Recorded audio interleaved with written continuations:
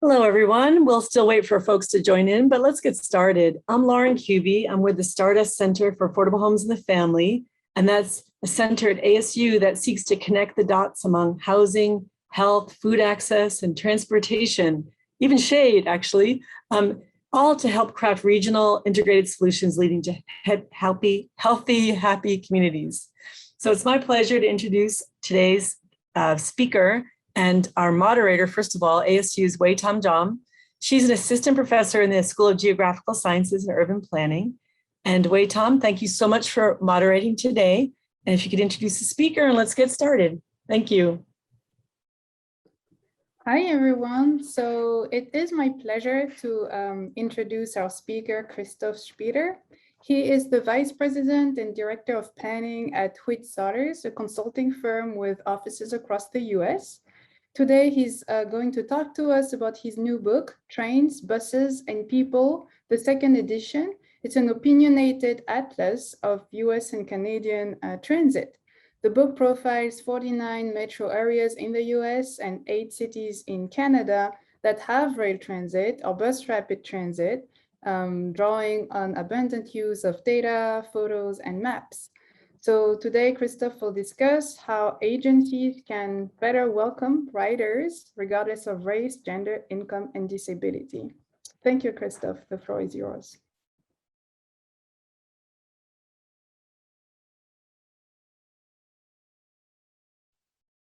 I'm very happy to be here today and to talk about the book, and I'm sharing my screen. We'll do a presentation today, and then I'm very much looking forward to the Q&A we're going to do afterwards. So as mentioned, what the book does is it covers every metro area in the United States and Canada that has rail transit or BRT. And for each of those, map the actual networks, rail, BRT, and frequent bus to sort of show what the infrastructure and the network look like, but also map the demographics, population density, and the overlay of the frequent transit networks on those. And for each city, facts and data about every one of the systems in those cities, and a narrative really talking about what decisions each metropolitan area made with regards to transit and how those decisions worked. It's an abundance of different stories from different places where you can see what worked and what didn't. And then at the beginning of the book, also have a section basically of the basics of how transit operates in the United States and Canada, things like governance and fares and what kind of stations we build, and a section on what makes successful transit, which I'll talk a little bit about in a moment. One of the new things in this edition was able to work with Remix to get data on all of these cities, which helped, first of all, map all of these frequent transit networks across all of these cities, but also actually get data on how many people are served by these networks. And so in looking at this, the clear conclusions is sort of what makes successful transit, what makes transit that a lot of people use. And it comes down to a couple of fairly straightforward things. The first is density. The more people are next to the transit, the more people will ride it. This seems pretty obvious, but as I'll mention later, we've often gotten this wrong. But really thinking about where can we put transit to serve the most people, which means putting transit where people already are, and focusing development on places that are already served by good transit. Secondly, activity. Connecting major activity centers together is what leads to a lot of our highest ridership transit lines. But this isn't just about serving jobs, it's about serving all of the needs people have in their day-to-day lives. And the most successful transit systems are those which allow people to do all of that, not just travel to work. It's about walkability because there is no high ridership transit system in the United States that gets the majority of its ridership from park and ride. And even in a park and ride world, everyone is a pedestrian or a bicyclist on at least one end of their trip. So good transit systems serve walkable areas. It's about connectivity. Transit lines don't stand alone. It's about how rail and buses actually connect together to form a useful network that stretches across an entire region. Frequency. because what frequent transit service means is transit that is there when you need it, as opposed to transit that you have to plan your life around. An hourly bus, for example, might mean might mean having to make the choice between being somewhere 5 minutes late or 55 minutes early. It means that transit is limiting your possibilities, whereas frequent transit, as Jarrett Walker would say, is freedom. It's travel time. How quickly will you get somewhere? And that's not about how fast the train will be as it gets you there, because travel time is door to door. This means we have to think about the walking, we have to think about the waiting, we have to think about the time on the other vehicle and the walking on the other end, and that's what we need to optimize. And reliability, because I think a really simple way to think about this is unreliability is what costs people their jobs. If you regularly show up late to work, especially if you're in a service job, especially if you're the kind of job that low income residents often work, you're going to lose your job. So we need transit to actually get people to where they are going when the transit promises to get them there. We need to make sure we provide enough capacity. There are places in the United States where the load our transit systems are carrying is really beyond their capability, and we need to make sure we put that capacity where the needs are. And legibility. We need to have transit systems which are easy to understand so that you can use it easily as a first-time rider, and so that you can also use it easily if you make different trips every day, which once again is a real equity issue, because I think people who depend on transit for all of their trips, that is much more likely to be an issue than people who use transit for, say, only their work commute. And then finally, something I really feel like I didn't say enough about in the first edition and built out in the second is inclusivity. A good transit system is something that is welcoming to everybody. And that means we need to think about things like disability. If you are in a wheelchair, how is that transit system available to you? And some of our highest ridership transit systems, like the New York subway, do not have that full accessibility. It means things like, are we designing transit for families? What is your policy on bringing strollers on board a bus? And I think we've often seen that those policies really work against women and they work against families. I mean, if you're expected to fold your stroller, you've got a kid in one hand, you got a stroller in one hand, third hand for your fare card, I'm not sure exactly how that's going to work. And it means we have to confront issues of race, that if we think about things like how do we do fare enforcement, realize that deploying police on transit has very different impacts depending on the color of your skin, depending on the kind of neighborhood that you live in. And so transit will be more successful and it will be a tool of equity if we actually make those transit systems welcoming to everyone. But we're only going to get there if we actually listen to everyone's voices and make sure that the people who are in the leadership of transit match the people who are actually riding it. So if you look at this list, if you ride transit, these are all things that you actually know already. And I would argue that transit planning is fundamentally actually very simple, but we often don't do it well. Like I said, in the first book and in this one, we're not very good at this. Here you can see some maps of different cities in the United States showing rail transit overlaid on density. And what you're seeing here is transit that's actually often dodging the densest places rather than serving them. We need to do a much better job of actually designing transit systems to serve people. But rather than point out what we're doing wrong today, I'd like to point out what we can do right. How do we actually create better transit so that we serve people and give them access to everything that they actually need in life?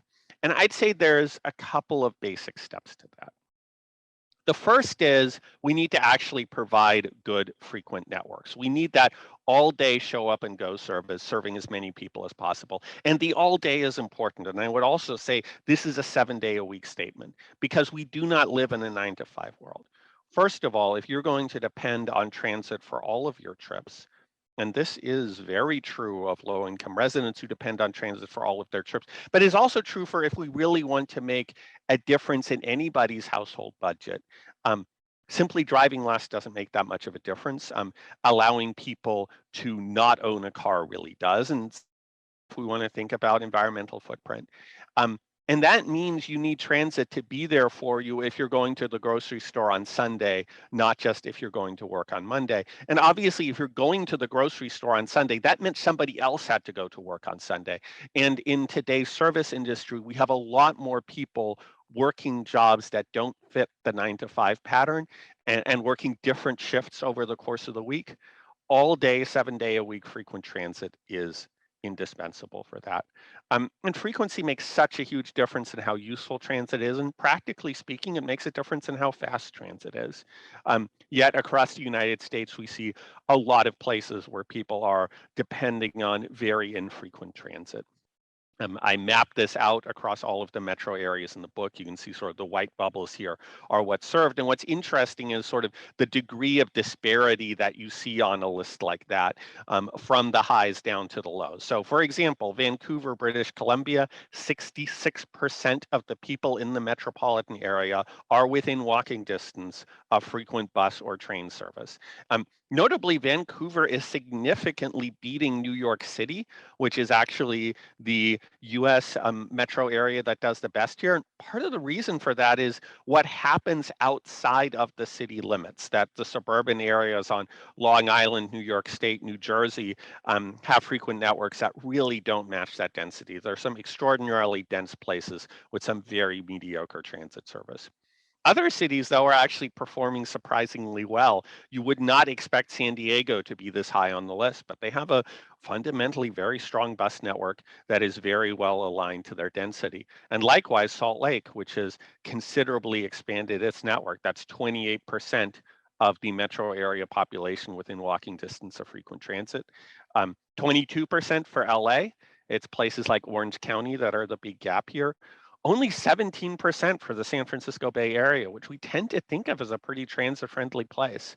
Also 17% for Washington, D.C. and Baltimore, 16% for Houston, 14% for Boston, another place which feels like it is really underperforming. In fact, Boston is tied with Phoenix in this regard, which I would say is Boston definitely underperforming and Phoenix overperforming. But even on this map, you can see that there are real patches of density that are being missed by those frequent parts of the routes. 13% in El Paso. And down at the bottom of the list, we actually have places like Dallas-Fort Worth, which focused a lot on building a lot of transit, but didn't focus on actually providing great service. One thing that also stands out here is how well the Canadian cities do. Every Canadian city outperforms its US peers. There's a lot to that. Some of the history of race, for example, and the fact that Canada didn't have the same kind of backlash to the civil rights movement, didn't have the same sort of history of white flight, and sort of the discussion of transit and the perception of transit wasn't racialized as much. That is part of the difference here. But a big part of the difference too is Canadian cities just provide more service. Here you can see Toronto's frequent transit footprint. If you're in city limits, you are within walking distance of frequent transit. And that even includes less frequent service. Canadian cities just have better coverage. Bottom line on all of this is this means we actually need to think more about funding operations, not just building new stuff. You know, the discussion we have around the infrastructure bill, we tend to get excited about building new projects, but the lifeblood of transit is actually operations and funding that operations year in and year out. We provide frequent service, though. If we want that service to be good, it really needs to be in dedicated lanes. If a bus is stuck in traffic, it is not very useful. And you are seeing cities do strategic things to make this better, like New York City making transit priority streets. The gold standard here is median dedicated bus lanes where buses do not have to contend with turns or parking or and more places we see that. We see it in places like San Diego and Indianapolis and Oakland, California, and even Montreal is building these kind of great high quality bus lanes to feed bus routes into the metro system. And as we ridership on routes, it makes sense to upgrade to rail and BRT. That Good rail and BRT routes really form the spine of an overall transit network. This is Boston. The color of the lines is coded to the rapid transit lines, which are the thick lines. So the thin lines are the bus routes, and every colored bus route is a bus route that feeds into one of those rapid transit lines. You can see how a good integrated network here makes the rapid transit more useful to a lot of people. It spreads its benefits across a much larger area by integrating rail and bus together. That rail is acting like a spine of the network. The selection of corridors is so critical to all of this. The most important decision we make in transit, and often one we skip over quite quickly. Which part of a region you are going to serve with high quality transit is the most important decision, and you can see how that has evolved over time. The systems we built in the 1940s or before, for example, we're very much focused on serving dense walkable neighborhoods in the urban core with closely spaced stations. After World War II, took a dramatically different approach on these sort of park and ride focused networks with big parking lots out in the suburbs. And lines which are designed to speed people out there as quickly as possible with many few stations in the core, and a lot of use of things like freeways and railroad lines to get those fast speeds. And the light rail systems of the 80s and 90s were very similar. Now you're really starting to see a different approach where you see, for example, light rail much more integrated with bus networks and much more focused on serving neighborhoods in the core. And I'd say Phoenix is actually an example of that.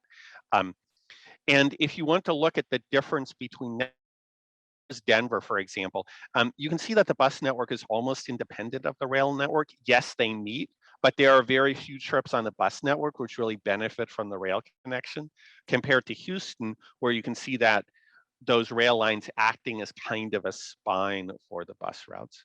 And part of where that's coming from is the decisions we make on what areas to serve. Denver, for example, the busiest transit line in Denver isn't one of their light rail lines. It's actually a bus route in mixed traffic on Colfax. 125,000 people live within half a mile. And even though that service does not have dedicated lanes, it's not a particularly high quality service. It is frequent, 22,000 riders a day. And compare that to the very expensive light rail line, 8.75 miles, only 10,000 people within half a mile, only 8,000 riders a day. I would argue that what rail and BRT do really well is carry volumes of people. And so we really ought to be putting those lines in the places where demand is highest. Now, you look at a map like this and you have to realize, like, what are the reasons behind this? And it's not an accident that that light rail line serves an area that's much more white and much more affluent than the area that bus route serves.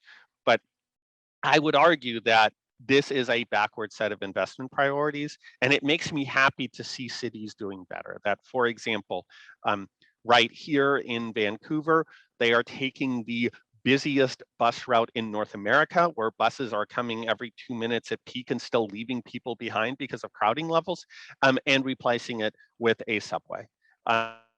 You are seeing cities in their transit planning really take a different approach. This is Austin, where the new light rail and BRT lines really focus on the urban core, and are fully integrated with the bus network to become that kind of spine.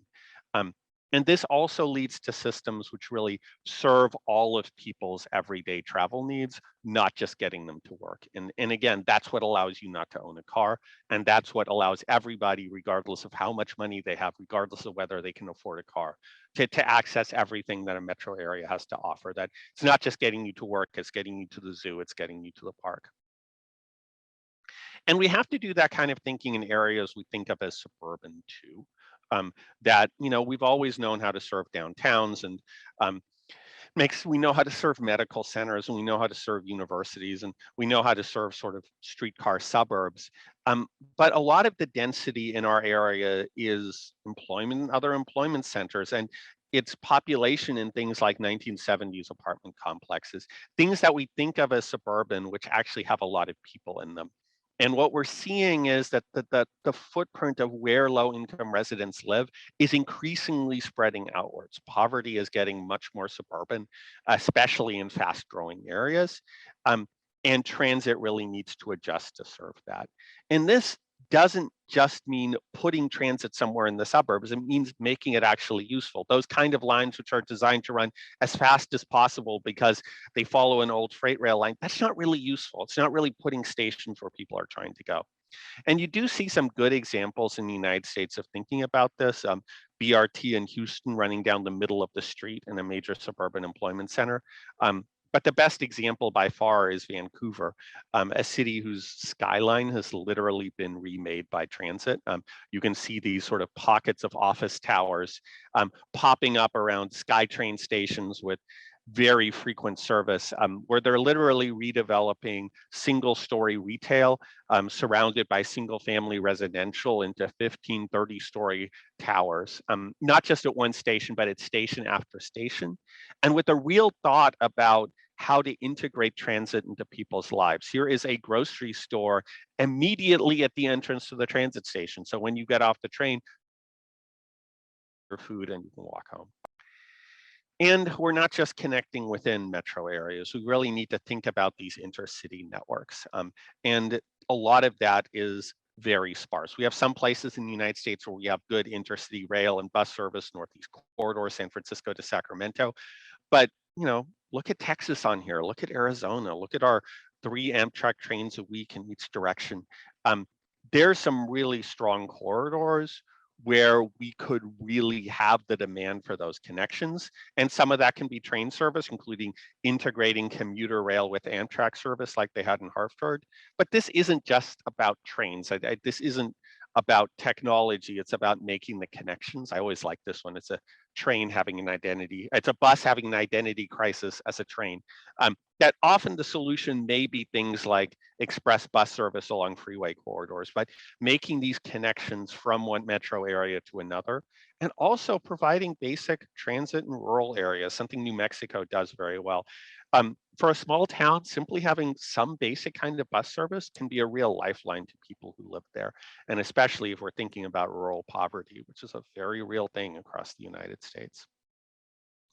And then when we have these networks, we need to actually think about how we seamlessly connect them together, make integrated transit networks, that those buses and those trains should function together like one network that people can seamlessly move across. And there are some really good examples of how to do that well. One of my favorite physical integrations is actually Toronto, where from the beginning of building their subway, they built in integration with buses and street. It's like transfers happening within the fare gates at these kind of off-street busways where people can wait inside in heated areas while they're waiting for their bus to come. Even in some cases, buses and streetcars going underground directly into the subway stations for incredibly efficient transfers. And that has really benefited the entire region because it's allowed those bus lines and those rail lines to function as one network. And there's lots of other good examples of this. Here, for example, you can look at Utah, where you've got a great station with commuter rail, and you've got BRT coming in here and local buses all coming together in one center, and some really gorgeous examples from around the world. Here, for example, Munich, Germany, where you have light rail, bus, all under one beautiful canopy, directly integrated with the entrance to the subway station. So you can make that transfer. And if it's raining, you're not even going to get wet in making that transfer. But this isn't just physical stuff. It's things about how do we think about fares and make those fares as seamless as possible. Why should you be paying for transfers? Why should you be paying because your trip happens to include 2 different agencies? Which means we all need to think about the governance mechanisms that underlie all of this. How do we create truly integrated transit networks across a region rather than having little isolated pockets of transit, or rather than having networks that meet but make those connections difficult for riders to do? And there's lots of ways to do that. It doesn't mean we need to merge everything into a gigantic agency, but it means we need to find ways to work together. And that has its own whole set of politics to overcome, including the politics of race. You can look at a place like Atlanta, and there is no doubt that the portions of the suburbs which have their own transit agencies have their own transit agencies because areas have been controlled by white elected officials, who have very much not wanted to be part of what they perceived as a Black core region and its MARTA service. These kind of things are real barriers to people on the ground. And we have to be willing to have the hard discussions and tell the truth about why they happened and then try to find ways to overcome that. And then after we've built all these networks, we need to actually make it easier to understand and use. If a first-time rider can't understand a system, if a rider who's making a different trip every day can't understand a system, we haven't created a transit system. And there's a lot of thinking that goes into that. In Philadelphia, for example, they've got a great project going on to rethink the entire wayfinding on a system that SEPTA inherited from multiple different private transit operators, so that there's consistent line naming. There's a map which really explains how the service works, that brings together all of these modes on one map, and at every one of these connection points, there's really clear wayfinding that will take you from one to the other. What I would say is the bottom line in everything I've said is that I think often when we have transit conversations, we're talking about trains and buses, but the conversations we really ought to be having are about people. Are we making networks that allows everybody in a region to experience their entire region, to have access to everything that it has to offer? And is that service making those people's lives easier? And if we remember that's the bottom line, and don't get distracted by technology and don't get distracted by infrastructure, but simply realize that infrastructure and service and technology are tools we can use to provide service that makes people's lives better, we're going to end up with better transit. To me, the bottom line of all of this is, if we have more intelligent discussions about transit, it results in us building better transit.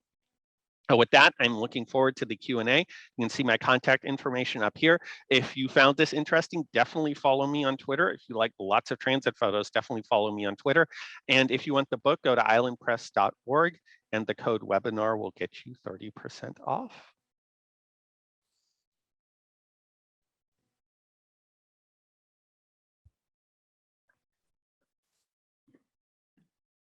I can't see my video. Sorry. Thank you very much, Christoff. So on this information, actually, I just want to ask very quickly one question that came in the chat is relative to the availability of the book in Canada. Is it available already?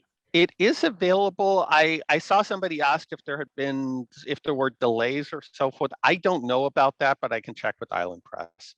Okay. Not living in Canada, I have not personally experienced whether there's any delays there. Thank you. So thank you for a great talk. I want to remind the audience to put any questions you may have in the chat, and Lauren will feed them to me. One thing I would like to, some of the observations I'd like to share with you, Christoff. So I very much enjoyed discovering your book. It was very informative, incredibly beautiful. The maps, the illustrations, all that is really great. And to me, makes a great atlas. Like what I expect from a great atlas is that going through the pages, I feel like I've traveled a bit and discovered more of the world and the great American cities in particular. So I strongly recommend it. Thanks for the ride. Personally, I went straight to the sections about the city profiles of cities I'm familiar with, in which I lived. So LA and Phoenix, transit systems I'm familiar with, and I've recognized them.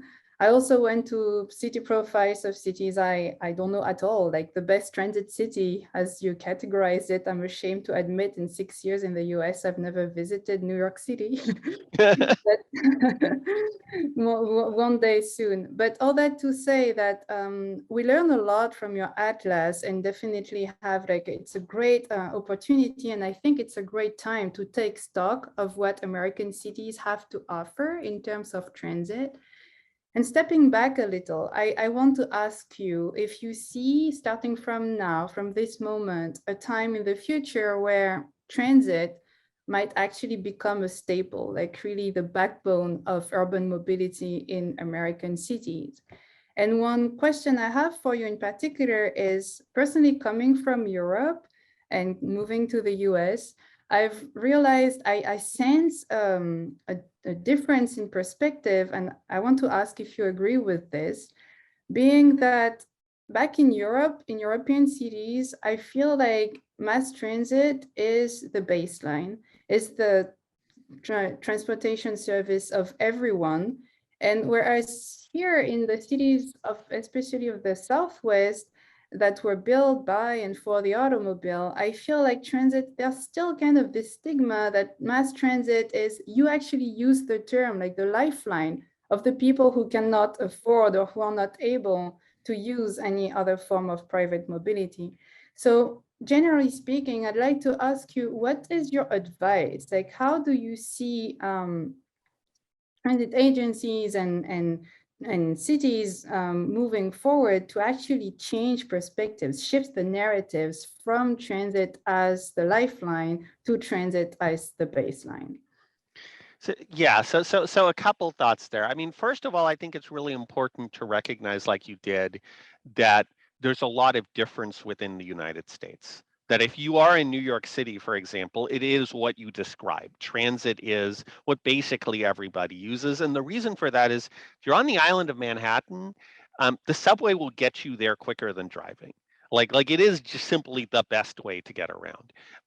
And so there are cities across the United States that look like that. And we're talking about essentially pre-World War II urban fabric. Um, and then there are other places where clearly cars are better to get around, and transit, like you said, is very much only that kind of social support network. Um, the other thing that's important to realize is that metro areas are not monolithic. That what I described about New York City does not apply to suburban New Jersey, that there is no metro area which is entirely transit friendly and walkable. But likewise, on the other end, just about every metro area has certain areas in which the density is such that transit service can be the best way to get around. And that's true in Houston, that's true in Phoenix. But there's no doubt that, I mean, if we want a more sustainable future, if we want a more equitable future, transit has to be a bigger part of that. And that means we need to make some real changes, both in the quality of transit service and in how we build our cities. And I think what you identified, to me, one of the worst lenses for looking at transit is actually to talk about choice riders and dependent riders, which is a conversation I've heard a lot. And I think it has two problems to it. One is that as soon as you start talking about choice riders, you're visualizing, here's some lawyer and their BMW, and we're going to try to convince them to get on transit. And it causes us to actually design purpose transit, which is not particularly useful. That's sort of very micro targeting. You can see cities that emphasize transit to the airport over transit to major dense residential areas or secondary employment centers, as that transit being designed for a very small audience of choice riders. So that's a problem. But thinking of people as dependent riders is a problem as well. Because as soon as an agency, you think of part of the people who are using your service as people who have no other choice, you start to take them for granted, and you start to say they do not deserve good service. They deserve something that's good enough. If we think of transit as a form of welfare, we're not going to do good transit. And it's actually, I think, often the people who most depend on transit. And I wouldn't say who are dependent on transit, I would say who depend on transit. The people who most depend on transit are actually people for whom that frequency, that reliability, that speed matters the most. If you are juggling multiple jobs while raising kids, and those are service jobs, like I said, the kind of thing where you get fired if you show up late, like that's actually a lot more important. Like if I'm late to the office, everybody assumes I was doing business development. I'm not going to get fired for that. It's actually low income riders who I think most need quality service. And so I think we need to turn around that discussion as well, and realize that the things that make transit good are true for everybody. And they can have a more transformative effect on people's lives if they have tighter household budgets. I mean, there's a lot of people in the United States who own a car that they can't afford, who literally are scrimping on groceries just to be able to afford that car, and where one broken transmission means they're out of, like, they may not be transit riders, but their lives would be immensely better if they had transit available. But the basics are the same for everyone. And again, it's what kind of society we want to have. Do we want to have a society where everyone has access to quality, reliable, fast ways of getting around and access to everything in the metro area? Thank you very much.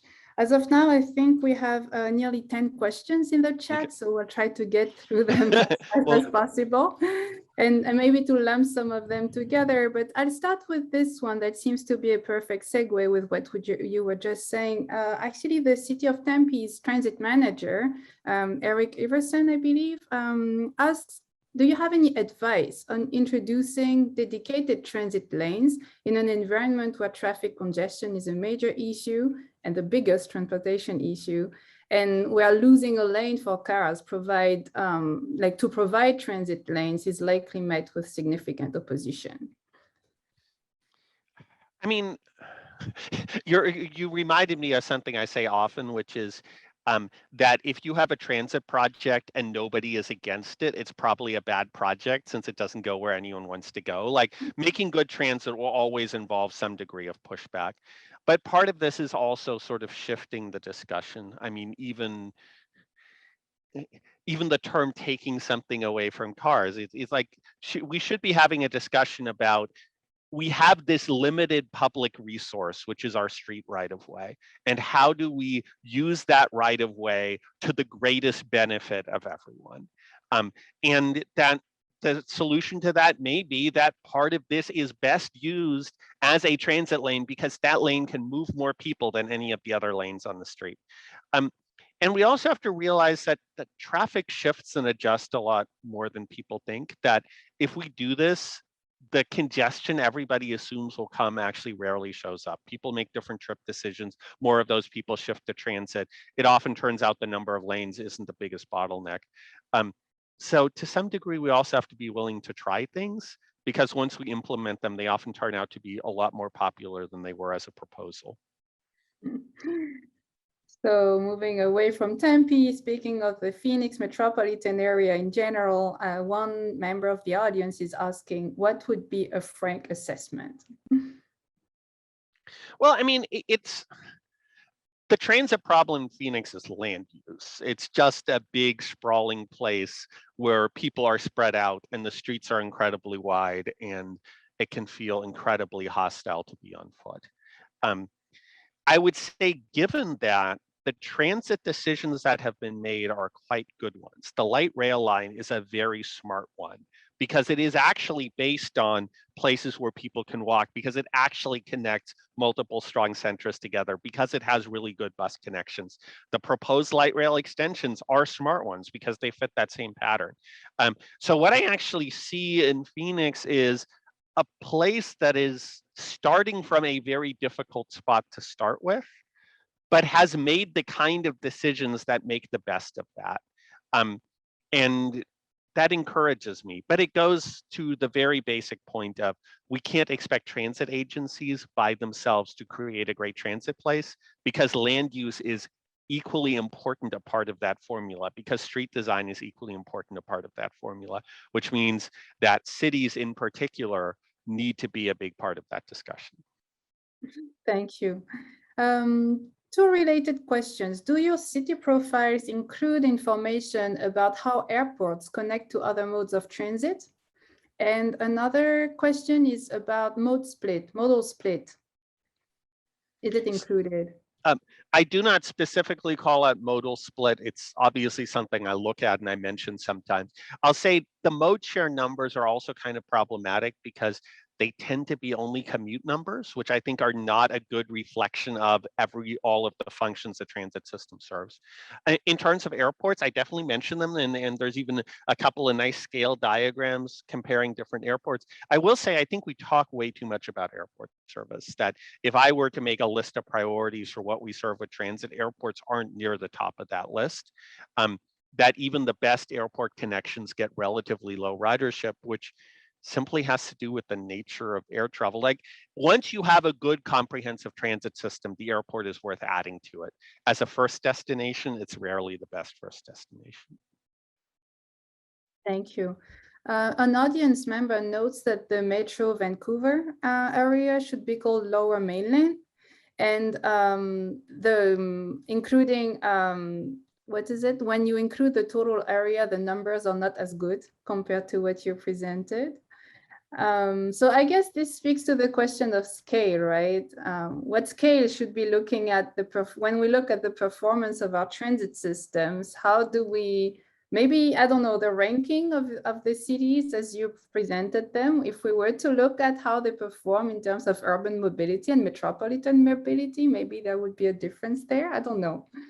I mean, I'm using the two governments' metropolitan area definitions, which are the best we have. I mean, I'm very intentionally not using city limits because those are a lot more arbitrary.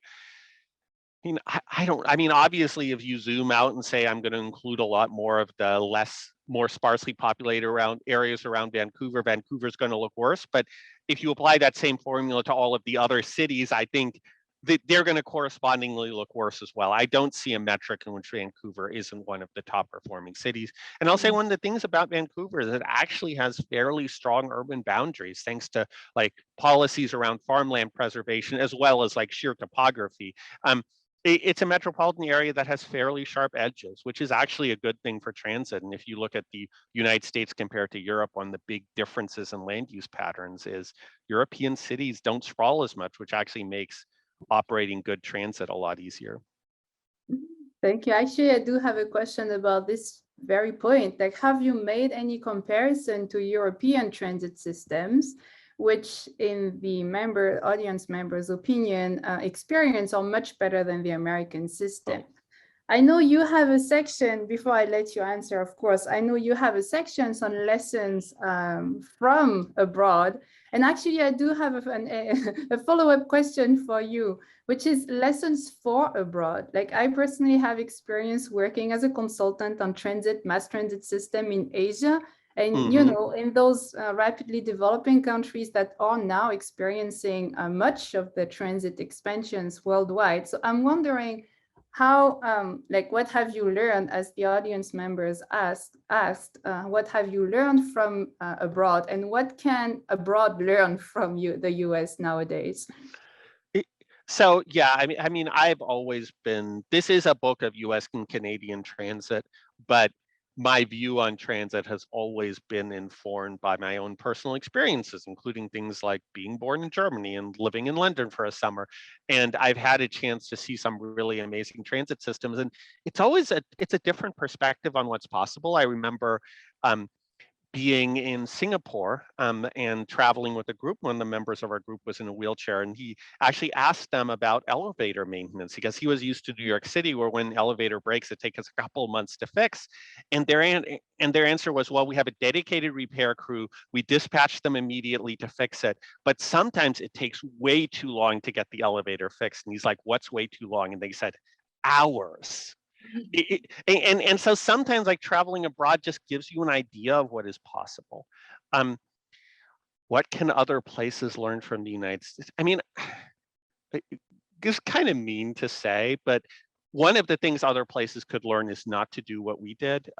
When I traveled around China a couple of years ago, one of my conclusions was they were learning from the worst of sort of 60s, 70s, 80s US urban planning. In fact, they were importing some of the urban planners who messed up US cities to essentially do the same thing in China, that even simple things like the pedestrian environment around subway stations in Beijing, like clearly, like for a place where so many people were using transit, that the urban design really didn't match that.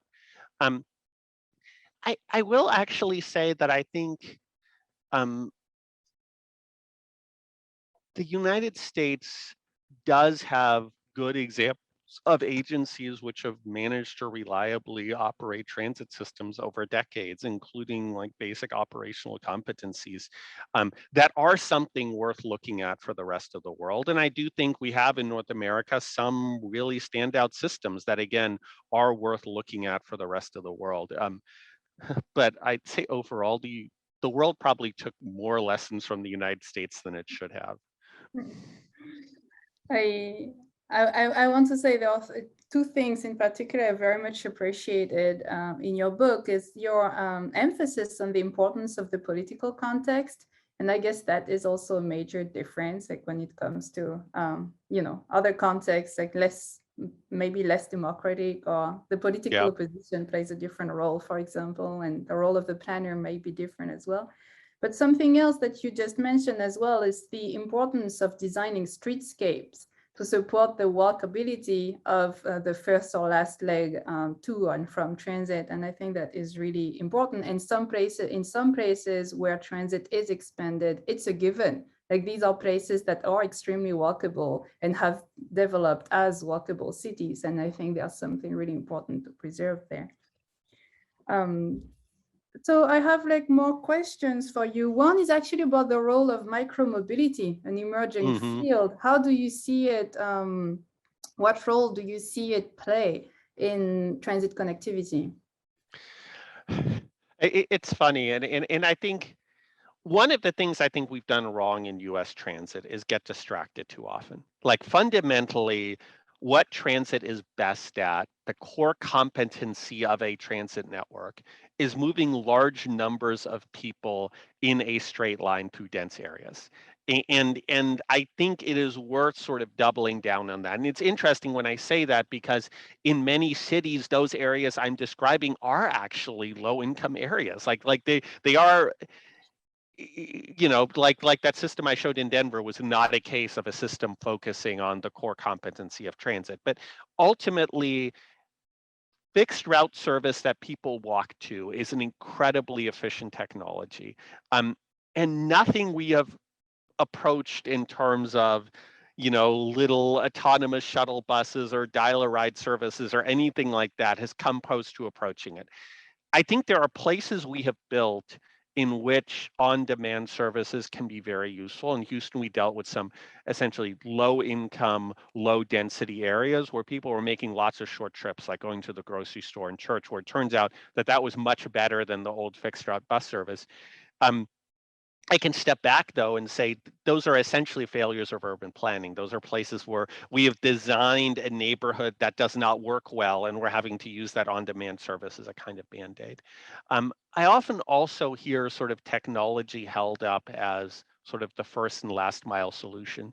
And we have already invented the two best first and last mile technologies in the world, which are a sidewalk and a bike lane, and nothing else comes close to matching how good those are at connecting people to transit. So I will say what does get me excited is scooters and electric bikes. What gets me excited is ways to make that experience easier for people. And I think there's a great potential of that is actually an application of electric mobility, which can make the world a lot more accessible to people who, just need a little bit of that help, who aren't as able-bodied, who aren't as strong. But again, that goes to your point about streets, that if we want to make a good walkable environment, if we want to make an environment where an electric bike or a scooter fits in, we need to actually redesign streets so it's safe to do that. And that to me is the biggest answer to micromobility is actually, let's make walking and biking and scootering safer and easier. And we'll make much better cities as a result. Let's bring it back to us here in Tempe. I have a question from my dear colleague, Michael Kuby, who's asking, could you specifically address the soon to open streetcar line that will skirt around ASU, go through Tempe downtown and connect to light rail at both ends? So it does a couple of really great things. It essentially serves the edges of campus that the light rail doesn't. And I have to say the light rail is one of my favorite campus to transit connections in the United States. But obviously with the size of the campus, the streetcar serves some edges it doesn't. It serves a lot of other population density and some great hubs of activity. And as noted, it has really great connections to the rest of the transit system with light rail at both ends. What I am worried about is we've built a lot of these streetcars that share lanes with cars. And as long as you're sharing a lane with the car, you will be slower and you will be less reliable. And I wonder, like, why are we spending money on infrastructure? Why are we spending money on tracks and streetcars if we aren't willing to give them their own space? And there have been some very unsuccessful streetcar projects. There have been some relatively successful ones like the Kansas Cities of the world. When I look at Tempe, it feels to me like it's going to slot in as probably one of the more successful ones.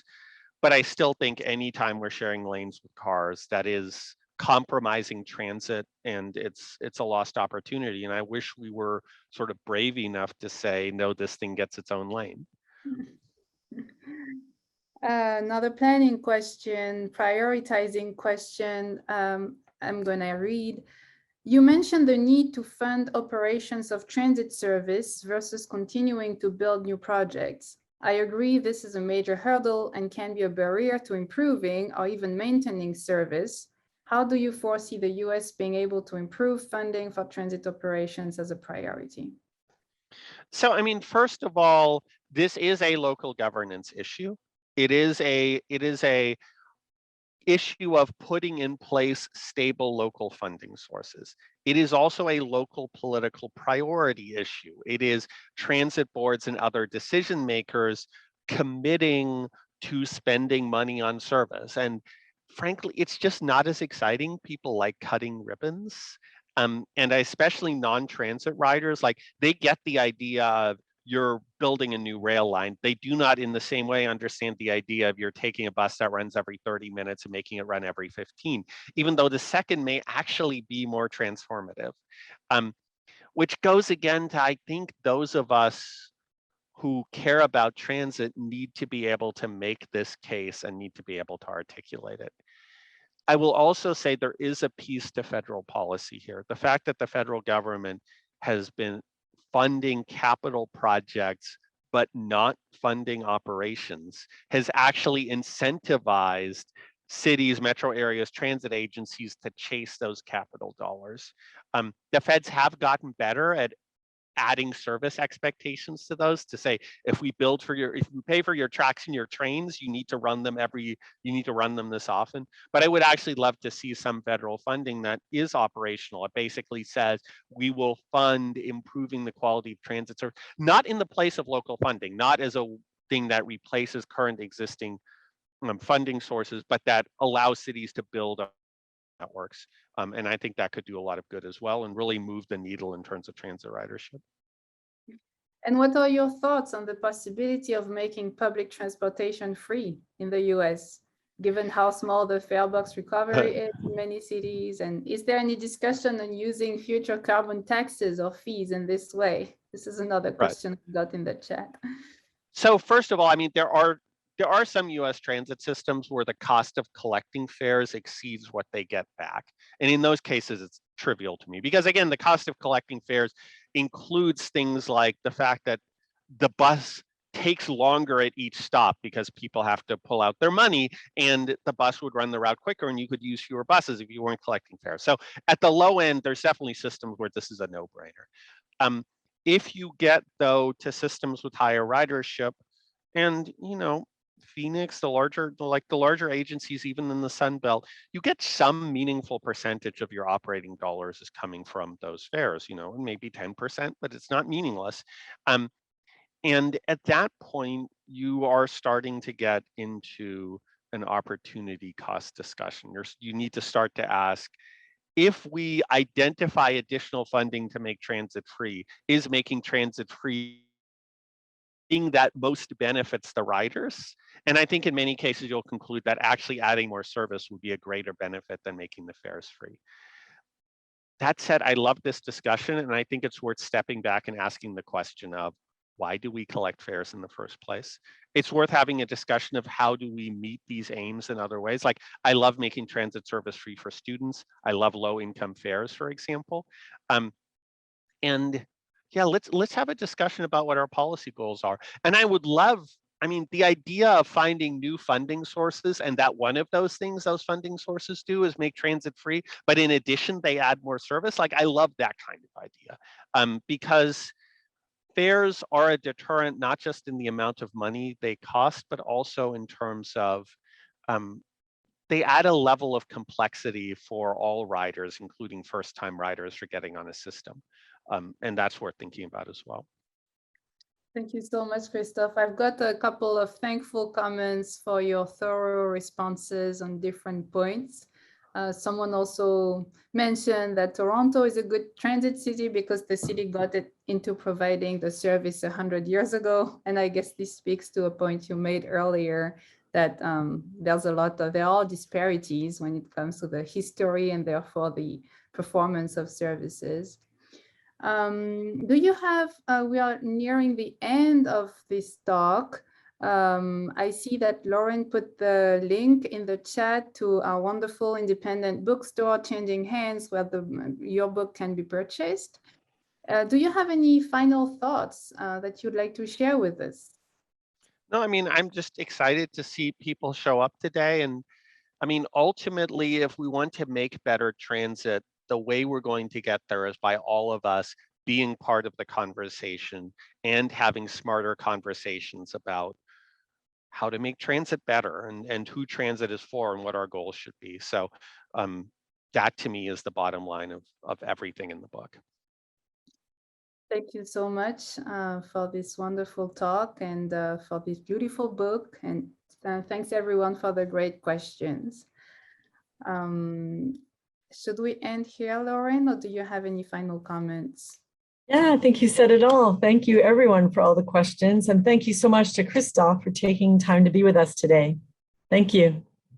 Thanks to all of you. Thanks for having me. There'll be recording available on our YouTube channel in a few days. Thanks so much.